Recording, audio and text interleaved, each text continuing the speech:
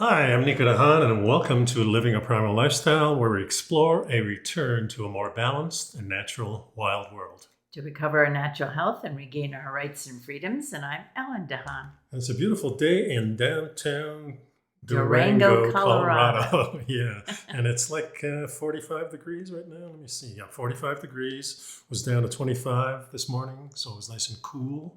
And And yesterday we had some snow. yeah, isn't that great? I mean, it was our first snow. Because it all melted immediately after it for sure. fell. I wanted to say, please order our Primal Edge Nutrition. It's just $89 a month to subscribe to a healthy way to start your day. And you can still go to tfnn.com to subscribe and get your Primal Edge. And I'll send a link in the show notes. And all the things that we'll be talking about today will be in the show notes too. I haven't really figured out a way to how to transfer it over into the screen, but I don't think it's that important. No, it isn't. But the point is that we do a lot of research and we pull articles that we think are interesting. And those are the things that will be linked in the show notes so that you can do your own research as well. Yeah. And I wanted to kind of apologize for the sound quality. About 8 minutes into our broadcast, we're having this glitch go on. So we solved it today by just going 12 minutes in and starting the program. Hopefully that will work. I hope that does. That's for sure. So the first thing I wanted to talk about today, because on social media, somebody was posting something I found interesting. It said, what a great time to reevaluate your diet. Pork is a terrible food source, and then they add so much more bad crap. Remove it from your diet along with beef. The cows are filling the air with methane gas. You'll be healthier, and so will the planet. So I found this interesting because, of course, we don't think exactly that way.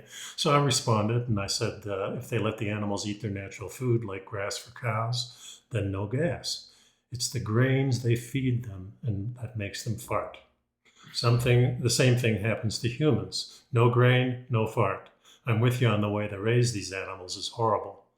But, there's a lot of more sustainable way to do this. And I said our ancestors were not vegetarians. The great way to, if they just do their natural feeding, it's much better for the animals. They graze. Things like that.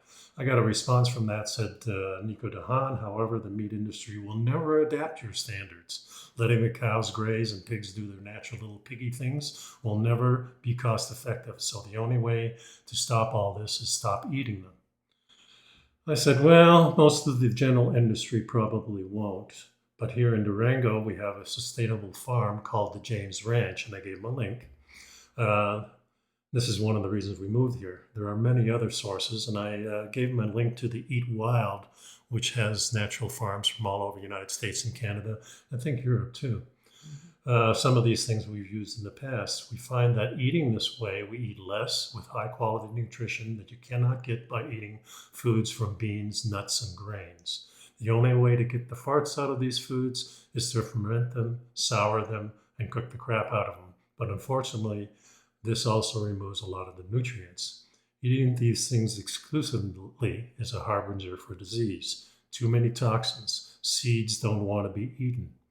Vegetables have less, but still have a bit in them. I'll stick to the sustainable meat for health and longevity. We used to have about 300 million bison running over the plains here in America. Now we have cornfields, which you think is more sustainable. And I got another response from that saying, well, you do it your way and I'll do it my way. Agree to disagree. I agree to disagree. Yeah, but it raised some very interesting points that we contemplate on a regular basis when making decisions about where we get it from and so on. And so then we started digging around some more in the articles. Yeah, one of the articles that we found was the chemicals in groceries kill more than 90,000 people a year. And this, of course, will be in the show notes. And this is an article about the different chemicals that the plastics have. It's really the plastic wrap that's around the food. Yeah, so most of the places that we go to, like the James Ranch or the local health food store, wrap them in paper or even wax paper, things like that, and then maybe put plastics over them so the plastic really doesn't touch the food. Yeah, that's the whole key to this is the phthalates that are that are in the plastic. Yeah, they had a study which was published in the Journal of Environmental Pollution. Researchers compared data from participants in the U.S. Natural Health and Nutrition Examination Survey from 2001 to 2010. They provided urine samples to be tested for these phthalates and information about the death of these people. And they compared that information to information about deaths through the end of 2015. Yeah, they looked at the deaths from all causes, death from cancer, death from cardiovascular disease, and ultimately the researchers found that the phthalates increased the risk of death from all causes of death. And of death from cardiovascular issues in particular. Yeah. So it's really important, I think, that... they contribute to inflammation, which of course is part of the... it's a key process for heart disease. And they also, apparently, they hack hormones. I'm not sure what that means, but I assume it means they interfere with the proper functioning of the hormones. Yeah, and I think we find that the hormones play a huge part in our health. Certainly, they regulate all these processes that take place, not just the sexual organs, but everything else too. So how we feel, the mood swings that we have, things like that. So we have found that through the years, all the years that I've been doing this show, which is going on to 14 years now, I've really changed my diet incrementally through all those 14 years, and we seem to have got better and better quality. And that was really one of the driving forces that we moved to Durango, was because the food we feel, and personally I feel, is better when the temperature gets up and down. You know, if it gets to a real high level, but also a real cold level. And I find that in my own life too. When I take saunas, I go outside and sit in the cold. Those things, I think, make me healthier because now you're subjected to it. And I think that's what regulates your immune system. Okay. So the point of this article, of course, is that you need to take a look at what your food, no matter what kind of food you're eating, take a look at what it's wrapped in, what packaging comes around it, and make sure that you're not eating the foods that are wrapped in these plastic wraps that contain the phthalates. And they say they're just in so many different plastic food containers. And if you look at the fast food industry or maybe the snacking industry, most of these things are wrapped in some kind of plastic. Well, certainly meat is, chicken, all the stuff in the produce, a lot of it is wrapped in plastic. Yeah. Next article I have is called and this comes from eatthis.com, the #1 best diet for belly fat. No, for a flat belly. Flat belly. Yeah. Belly flat. Belly flat. So this talks whether you're eager to squeeze into a specific outfit or you want to just improve your workout stamina or your overall health. Everybody has their own reasons for going on a diet. And this physician here, who is, let me see where that is, Courtney D'Angelo, MSRD, registered dietitian, and author of Fit Healthy Mama. And she says that the clear victor in all this is the paleo diet.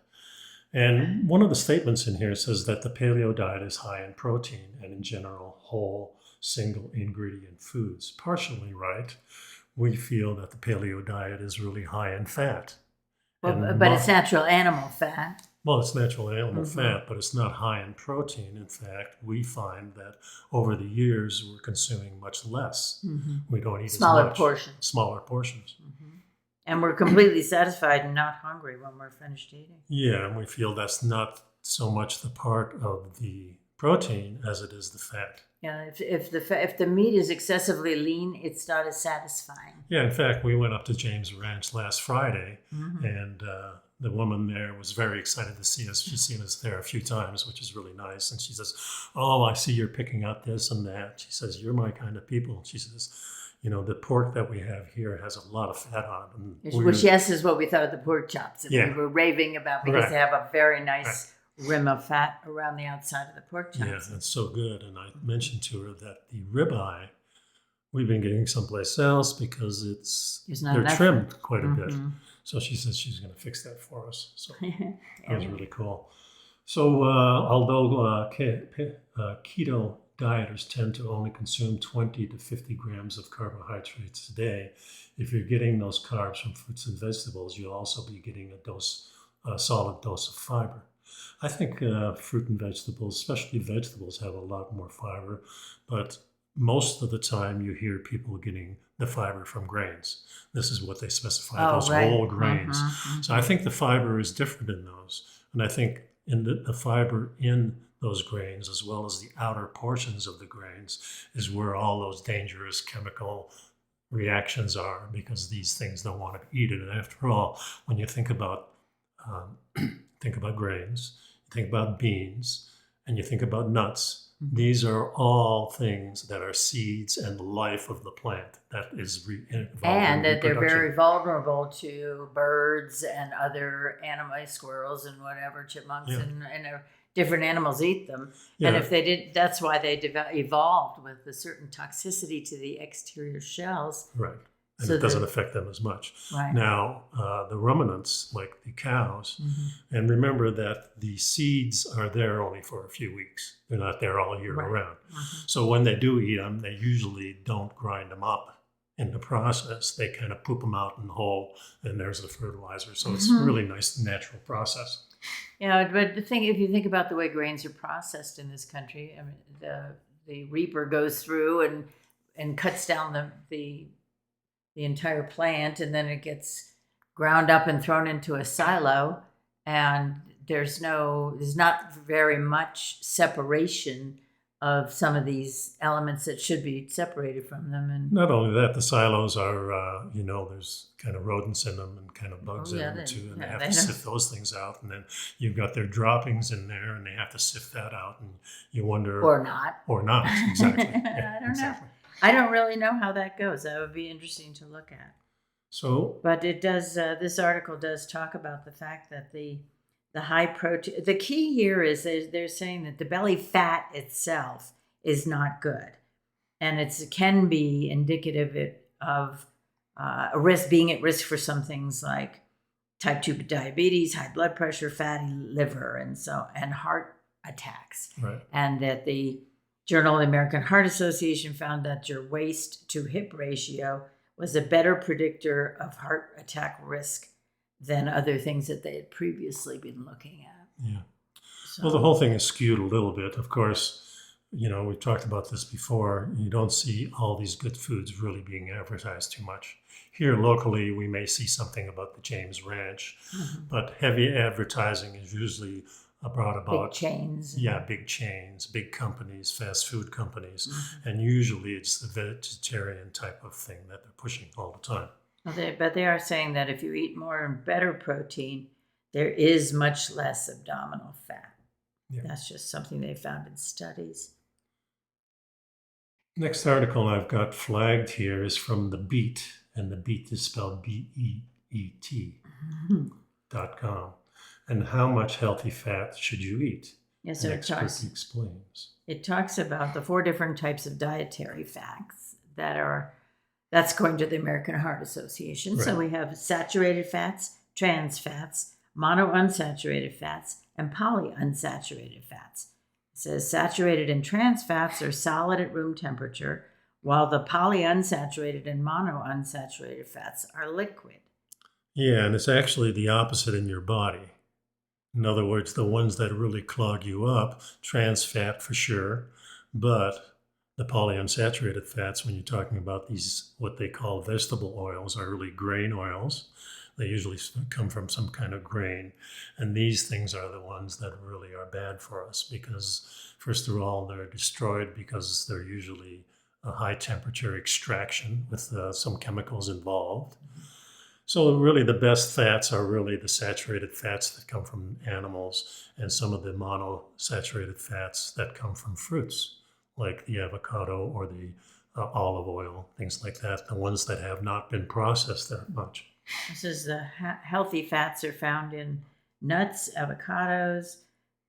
Now it says here canola oil, which is a whole different topic. Yeah. But safflower oil, sunflower oil, peanut oil, and butter.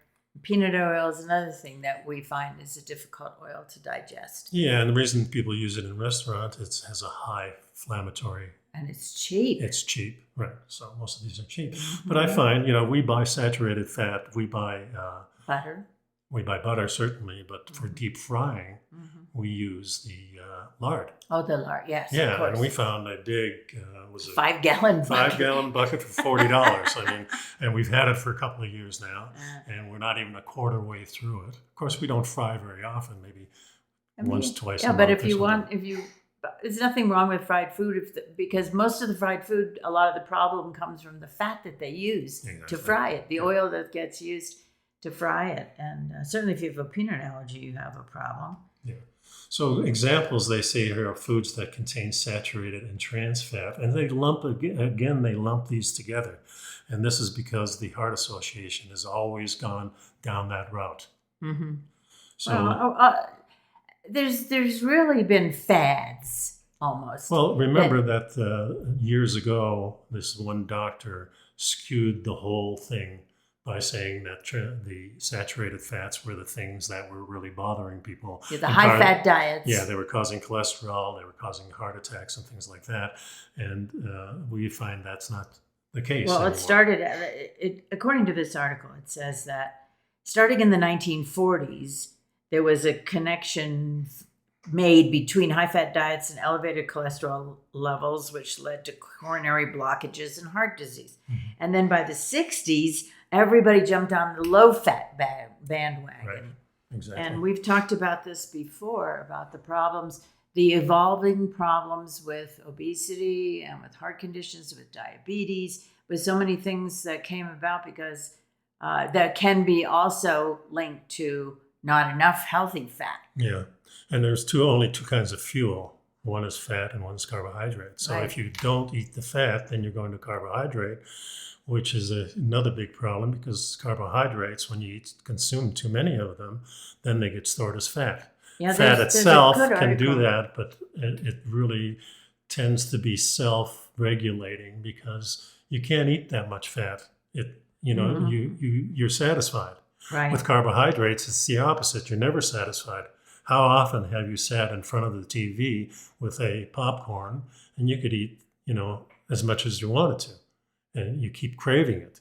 And of course, you got the salt in there too, which Well, the article they go to the article on carbohydrates that they're not essential for your health. Yeah, that's the next one in line. Yeah, and that we'll get more into this concept of what happens to protein and fat and so on. Yeah, well, one of the things I wanted to say, examples of foods that contain saturated and trans fat are, they say, animal products. Red meat really doesn't have any trans fat. It's just saturated fat. Butter, the same thing. Cheese, unless it's artificial, it doesn't have that. And cream doesn't have it. Tropical oils like coconut oil, palm kernel oil, they don't have it either, but margarine does. It's solid at room temperature only because they've made it that way, because it's made out of cottonseed oil or maybe soy. And combinations. Yeah, so they've figured out how to hydrogenate it to make it solid. Hydrogenate, exactly right. Fried foods may have some in it, depending on... Again, that was what we were talking about, what the fat is that's being fried in. Right. What's the oil? Yeah. So, and baking goods, of course, if you're doing a paleo diet, you're not doing any baking goods at all. Well, you're not doing them with whole grains, with wheat. Yeah, but generally we don't eat that stuff unless it's a brownie, brownie made from almond flour instead. Yeah, stuff like that. And if you consume that on a regular basis, I don't think it's good for you either. No. Using it as a treat is a whole different... Remember, our ancestors, and just going back to my parents, we always had a little bit of dessert. It was always high fat, and there was sugar in it too. But if it's not a 90% of your diet, then it doesn't become a problem. Right, just a little piece. So let's go to that article about the carbohydrates, because that's very interesting. First I was fascinated by the title. Carbohydrate is not essential for your health. Yeah, and of course a lot of people dispute that, but you can go to the Eskimo populations or the Nordic populations and find out that a lot of them over generations have never had any vegetables or very, very little. And of course their winters are long, and it's just a fact. there's a good explanation of carbohydrates here. It says carbohydrates exist as monosaccharides, disaccharides, polysaccharides, and when glucose is not immediately needed, it can be stored as glycogen in the liver and the muscles, but it also gets converted to fat and stored as such in the body. Now, glucose is the fuel that makes the muscles and the brain work. Yep. So how do we get that necessary glucose if you're not eating carbohydrates? Well, and remember that we're not saying to exclude them. We're just saying to drop them to a much lower level. So do you need carbohydrates? I don't think you do. Do you need the sugar that it transforms into? Well, it's stored against your muscles. It's also stored in the brain. So it becomes a type of fuel that you need in an emergency. Quick, immediate. Yeah, you need it immediately stored. Fat is not that way. It's stored in different areas of your body, and it's in your blood, and you have access to it all the time if you're eating a good fat diet. And that's what you're running on most of the time. So now if you have an emergency where you need to act quickly, you need to run away from something, or you need to run to something, then you have those carbohydrates that can really elevate that whole process. Unfortunately, if you're a high carb eater, the reverse isn't possible. You're running on your emergency fuel. And you don't and burn. The other tank is not really accessible unless you do it for an hour or so. So it's evolutionary wise, it's not a good way. And it's the fast burning stuff is fine, but the other stuff has been stored away because you didn't need it right that minute, but you can't access it the same way that you can. It's like the difference between oil and gasoline, I would say, or even nitric oxide or things, nitrates types of things that are explosive. So that's what a carbohydrate is, and you don't want a lot of it in your body. Well, it says that you can get the carbohydrate nutrition from protein through the process of gluconeogenesis. Gluconeogenesis, yes. Let me correct you one time. Gluconeogenesis. And it says it takes place mainly in the liver, and that can happen during intense exercise, low carbohydrate intake, starvation, or fasting.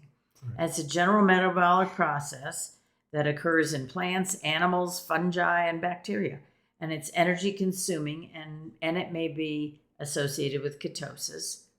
But at this point, it says part of the problem is that the carbohydrates are so refined.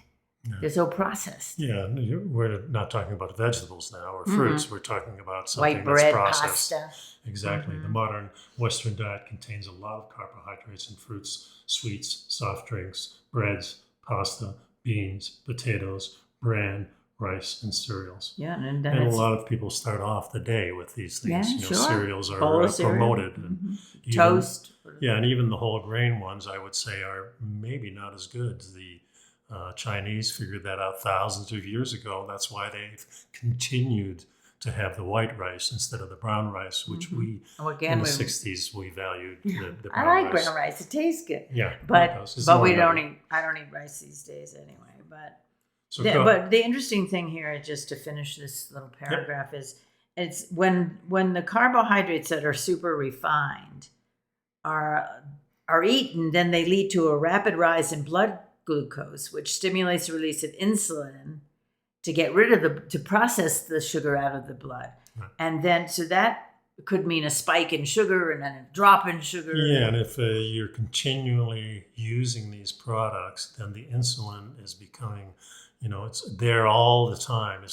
If you're not using it, insulin is there as a little squirt just to see, how your body is doing. Do I need to have more included in that? So it's a process that we really need to function properly. If you overuse insulin, which a high carbohydrate diet always does, then you become insensitive to it. And that's where the diabetes develops. Exactly. Mm-hmm. Yeah. But it also says, you should also be aware that humans have only eaten grains for a very short time in our evolutionary perspective. Yeah, we're not adapted well genetically to eating grains. Right. true enough. And you've Because talked previously about the ruminants. yeah, maybe 6,000 years ago, they found breads and things like that, as far back as 30,000 years ago, but probably used as a survival food, something you can carry. So if you're going to a new area because the food is diminished, then it's important to carry stuff. But of course, we've been using dried meats and things like that for thousands and thousands of years. So I think the only time we really started using these, we used these to cover the meat so the meat doesn't get tainted as much. You've all heard the stories of the Earl of Sandwich, where he coined the phrase sandwich, but he only used the sandwich to hold the meat. And he left it, he never eat the bread. Yeah. Yeah, well, it's an interesting fact. So. And I think that the evidence of the maladaptive evolutionary genetic process for grains is that celiac diseases and Crohn's disease and so on are very much on the rise, and even in children, immediately. Yeah.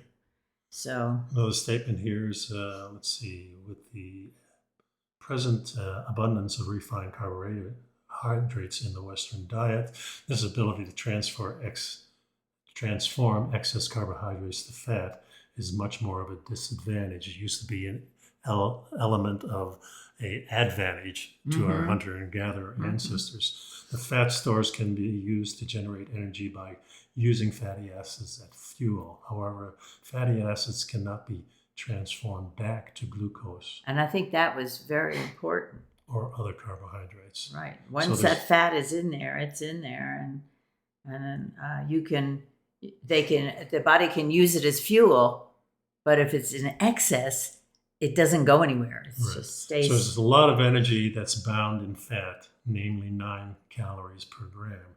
This caloric energy is more than twice that of carbohydrates and protein, both having an energy of only about 4 calories per gram. So fat is much more concentrated. You don't have to eat as much of it, and you get satisfied on it. So I think it's a good strategy, and we're certainly using it, and we feel in moderation. Really good about that. Yeah. Definitely in moderation. So the next thing we need to talk about then is the healthy protein. And what we were talking about, of course, when that fellow on the social media was talking about cutting out these things because of the methane and because it's better for the planet. I think going back to our original way of letting these animals roam and hunting them is a much better strategy because it gives us that really good protein. Yeah, well, it's important. Protein provides energy, supports your mood and cognitive function. It's a vital nutrient required for building, maintaining, and repairing tissues, cells, and organs throughout the body. When you eat protein, it's broken down into the 20 amino acids that are the body's basic building blocks for growth and energy. Amino acid tryptophan influences mood by producing serotonin, and that can reduce symptoms of depression, anxiety, and improve overall cognitive function. It's the complete aminos that you've talked about in the past. Yeah, most animal sources of protein, such as meat, poultry, fish, and eggs, are the things you're talking about. They deliver the full, the complete proteins, complete amino acids, excuse me. Yeah, while plant-based proteins such as the grains and beans and vegetables and nuts often lack one or more. Remember, we talked about this, I think, last year, that if you don't have a complete source of all the amino acids, especially the essential ones, I think there are 9, but there's 20 of them altogether. Your building blocks don't work. Your body kind of throws it out. So it says we don't have 20, no good. Yeah, well, it's not the 20. It's the essential 8 or 9 that it needs to build something. And if that's missing, and if you're not eating the animal products, most likely it is missing. Now, there are certain combinations of food that our ancestors have done, like beans and rice.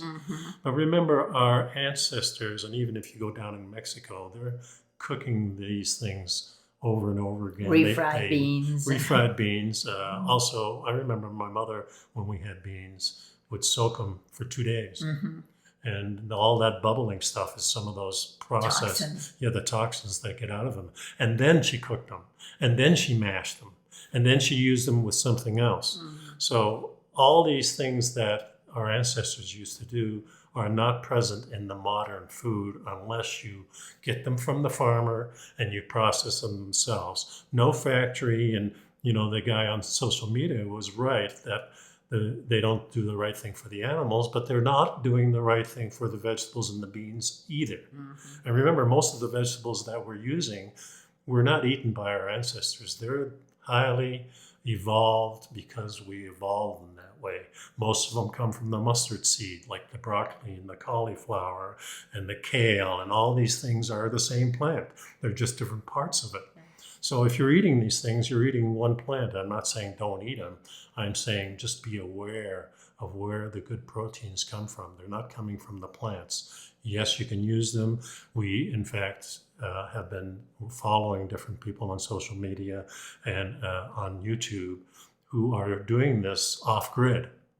And slowly but surely, I think they're finding that they're putting more fish into their diet or more animals into the diet, because when you're living off-grid, you're doing a lot more work than normal. You're not doing the same type of activities that burning a lot more energy. Burning a lot more energy, and now you need the proteins. But many of them are successful doing the vegetarian life, but boy, it's a lot harder. You're growing the food. That's a hard thing. You're harvesting the food.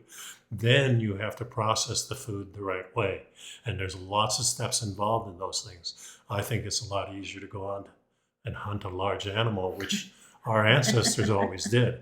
Well, of course, it's hard to do in New York City or Boston or, even in Florida. The key is, for me, if you're going to eliminate a major source of energy and protein and nutrients from your diet, you really need to do a lot of studying about how to combine the foods to try and get as much of the same effect as you can. Yeah. And to make sure that you're getting all your building blocks. And that's really what it's about. Yeah. Little part of this is high quality versus low quality protein, distinguishing between industrial raised meat and organic grass-fed meat is only part of separating the low and high quality sources of protein. While some processed or lunch meats, for example, can be a good source of protein, many are loaded with salt, which can cause high blood pressure if used over a long period of time and lead to other health problems. And then processed meats have been linked to an increased risk of cancer. Yeah, and remember, they always link the two together. Whether you're eating a ribeye or you're eating some salami, it's not really the same thing. No. And if you're doing it the old method, like the Italian farmer, it's not the same thing as a large company doing it here in America or in Europe too. Well, the word is processed meat, and it's more the kinds of chemicals or what they use to process the meat than the meat itself is fine. Yeah. Well, it may not be fine, depends on the source. Well, of course. But it's not so much of a problem. Yeah, and if you just have the meat in there and not the fat, and maybe not some of the flavoring that our ancestors used. I mean, a lot of the good meats have little berries. Remember pemmican, excuse me. That's why I have you here. But no, dyslexia is a real challenge. Yes, it is. Yeah, it's a condition I definitely have. So our ancestors here in America, the Plains Indians, use this, and it's a little bit of protein with a lot of high fat and some berries and things mixed Antioxidants. in. Yeah, exactly. So they knew what they were doing, even though they didn't look at it under a microscope like we're doing. Well, the health benefits of protein, it says that it keeps your immune system functioning properly, maintains heart health and your respiratory system, and speeds recovery after exercise. Yep.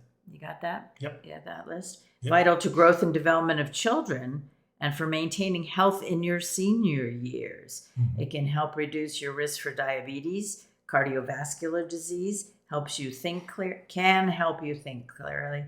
May improve recall. It doesn't help you read, but may help improve recall. Can improve your mood, boost your resistance to stress, anxiety, and depression, and may help you maintain a healthy weight.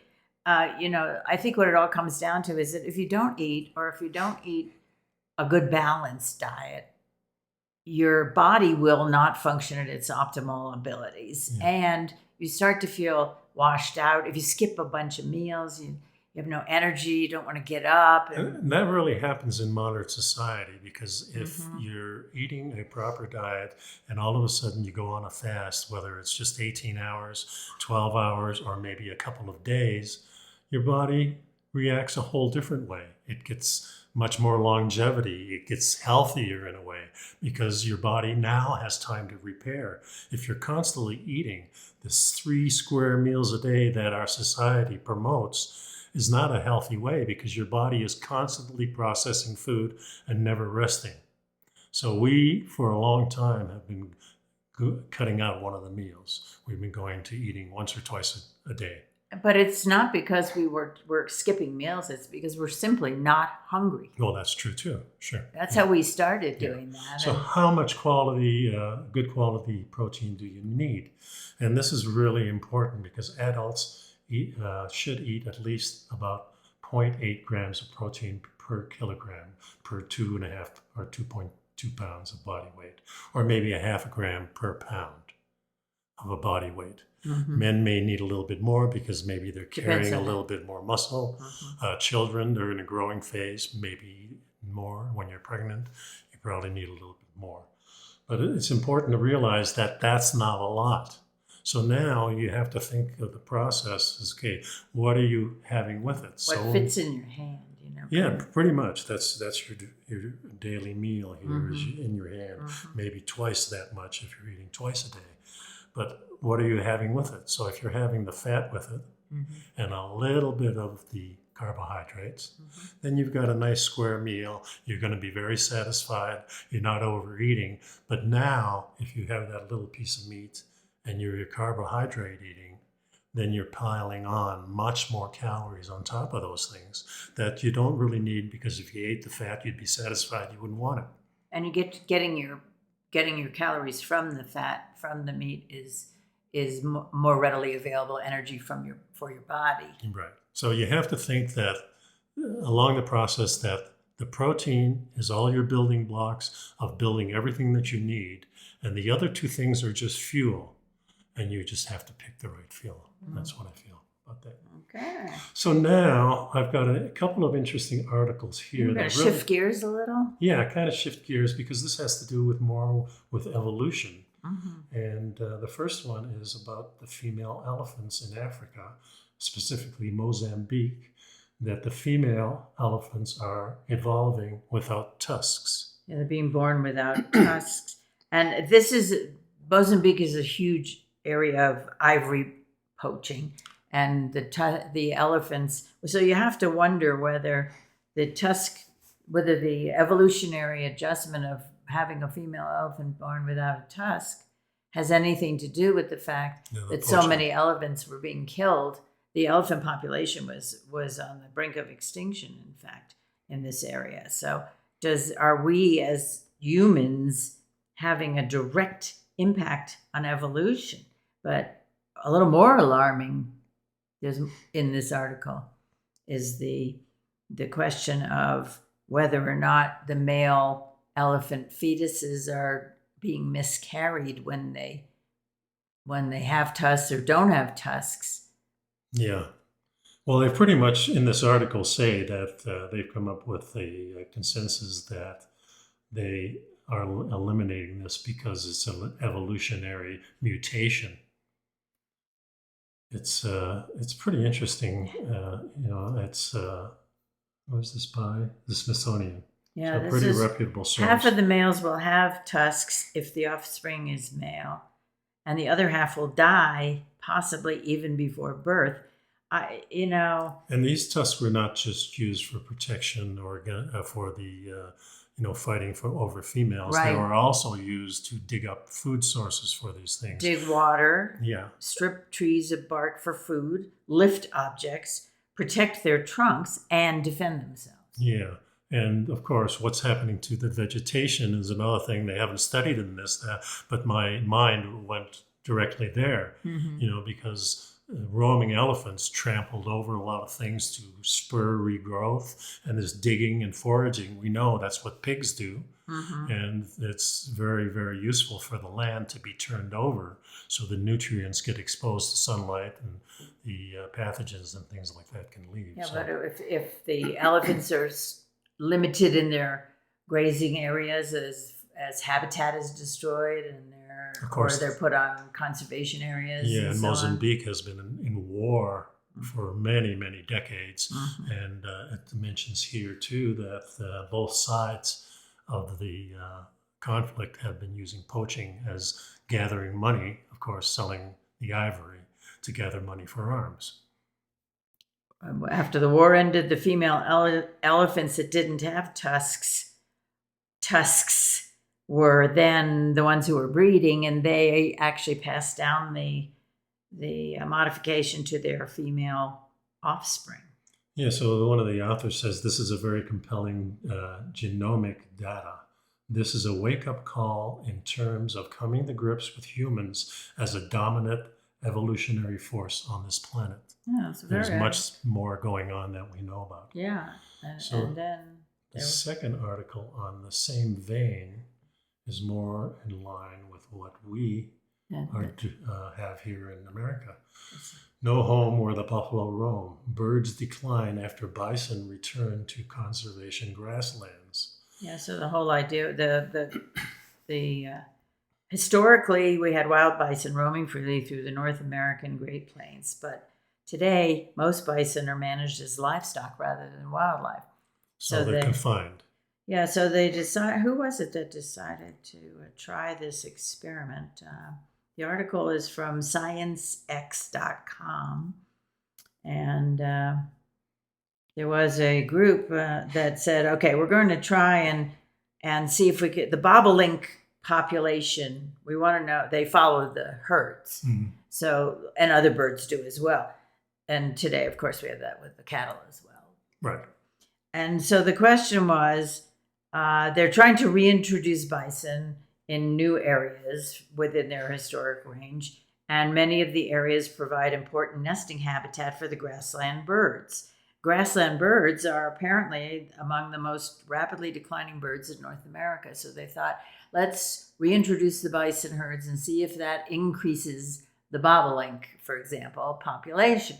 Kind of similar thinking like in Yellowstone where they reintroduced the wolves, and they found that the herds of antelope and the deer were getting much more healthy, a much booming population in that. So, certainly the grasslands here in America were just covered with millions and millions of buffalo. We hunted them not because of food, because the sportsmen from Europe, the crazy white man, came in here and started shooting them even from the trains and things like that. Well, but they also were collecting the furs and skins. And remember that this was a great source for the American Indian here and the Plains Indians, the Sioux and the Lakota and that. And of course, we've all heard the stories of how they were switched over on the reservation to inferior. Okay, let's stick with the article. Okay. Let's stick with the article. Now, so what they found was very surprising. Between, they assessed the bobolink populations before and after the 2015 bison reintroduction on conservation grasslands managed by the Crane Trust. And it was a refuge for whooping cranes, sandhill cranes, and other migratory birds. And they used the data on banded birds that was collected between 2002 and 2019. And the hypothesis was that it would improve the bird habitat. Yeah. And however, they found steep declines in the number of bobolinks in grasslands where bison were reintroduced, contrary to our expectations. So yeah, so I said, well, why the heck would that be the case? Right. So I did find I read a little bit further down the article, and it says that remembering that the bison are confined within a specific proscribed area. Yeah, remember their migratory pattern was going south and then going back up north and traveling thousands of miles, perhaps, right. Or hundreds at least. So under the conditions of the high densities all year round, without the migratory patterns, the intensive grazing can result in declines in the plants that the bobolinks needed to shelter their nests from predators as well as for food. And the bison may trample the nests or the chicks before they're able to fly. Then other research revealed that intensive bison grazing can also negatively affect other bird species, such as, that are also in decline as far as it's nice to see populations. these studies going on because we know so little about the links between all these animals that were roaming free. And I always I go back to thinking about the human beings too. We used to roam and we used to move from place to place according to the seasons and because we were adventurers and things like that. And now we're confined. We're confined in homes, we're confined in cities, we're confined to a certain territory, which, we kind of enjoy, and it's supposedly much safer, but I think it really takes the spirit out of us. We need adventure. Adventure is necessary. Some of us do. Yeah. Some of us need more adventure than others. Well, that's true, because you've become much more adventurous since we've been together these last 25 years, and it's done nothing but... and people have different definitions of adventure. Of course. So no doubt about that. But it's interesting to me there have been so many studies and so many articles written and papers written on the subject of what the natural balance of the earth. Right. And that the number of birds and the number of bison and the grazing areas and all of these things were a natural balance. And then when we interfere with the natural balance, when we destroy the natural balance, that has repercussions, and it can be as simple as a ripple effect, or it can be a major impact on something, on a population. And there's so much we don't understand. In other words, why are these catastrophes that happen naturally? And we know there's this 12,000-year cycle that people talk about. There's a 6,000-year cycle. There's the Great Flood, which happened 3,500 years ago. There's all kinds of things. And now California is getting inundated with rain where they didn't have any for so long. Drought. They had a drought. Fires. So that's a huge problem. And people are living in certain places, and now the mud is flowing, where before there was no water. It's and there's no way to really predict these things because plenty of people are looking at patterns, but for us to say, okay, there's going to be a bomb cyclone of water, of rain, I don't even know what they were calling it. All of a sudden, all these new terms emerge from the weather reports. Well, everything is skewed to climate change and the earth warming, and we agree the earth has been getting warmer, no doubt. But we know that as the ice melts and gets into the oceans, that kind of does the opposite effect. As a cooling you put an ice cube in your drink, it gets colder. Yeah. And all these icebergs that go into the water, it's because of the warming. But if you listen to a lot of people that we listen to, that is going to create a big cold event, and it comes up pretty fast, something we may not be prepared for. So who knows what's going on? I think the idea is to open your eyes, pay attention to these things, and lock them in your mind. And sooner or later, I think we'll come up with answers. At least what it does is very interesting, and we can prepare for these things if we pay attention to them. Yeah, and a lot of people are being very creative and finding ways to deal. I mean, even the young boy who started a corporation to clean the beaches. He's cleaned hundreds of thousands of pounds of plastic from the beaches. We have to keep on staying mindful of the need for not only our own health, but to support the health of those around us, and to support the health of our planet, which is at the moment the only one we have. That's for sure. And my dad told me many, many years ago, think about if you had to get rid of your own waste, all the garbage that you have, and get rid of it on your land, all of a sudden your thinking changes. If you don't have to, if you don't put it on somebody else's property, whether it's a dump or anything else, it's going to change your philosophy. So we think that pollution and garbage and things like that should be handled completely differently. Are we doing it? Well, partially. We recycle and things like that, but we do have to change our mind. I think we need to be a little more positive here. Well, we're positive because, Yeah. we're trying to bring information here. And a lot of it's not good. That doesn't mean we don't have a positive life. Well, we bring a lot of good information to deal with some trends that may Yeah. not be positive and may Yeah, not be that's for nurturing to humanity and so on. But anyway, I think we've talked enough today. Yeah, I think so too. So thanks for sticking around. If you're on YouTube, please hit the subscribe button on Living a Primal And Lifestyle. give us a like. Give us a like. Please buy the Primal Edge from tfnn.com. We're looking for another source to retail this. So that'll be coming up. And thanks a lot for joining us. Just a moment. Oh, yes. And if you have questions, Oh, yes, that's right. If things have occurred to you while you're listening to this or watching this, put that into the show you at can- YouTube. You can also answer us on the social media platforms that we have, or you can go to Nico Dahan at me.com. at me.com. M-E. And we'll address your questions on the air. Yes, we will. Be well. See you Take next care. week. Bye-bye. Shut this down. Where's my cursor?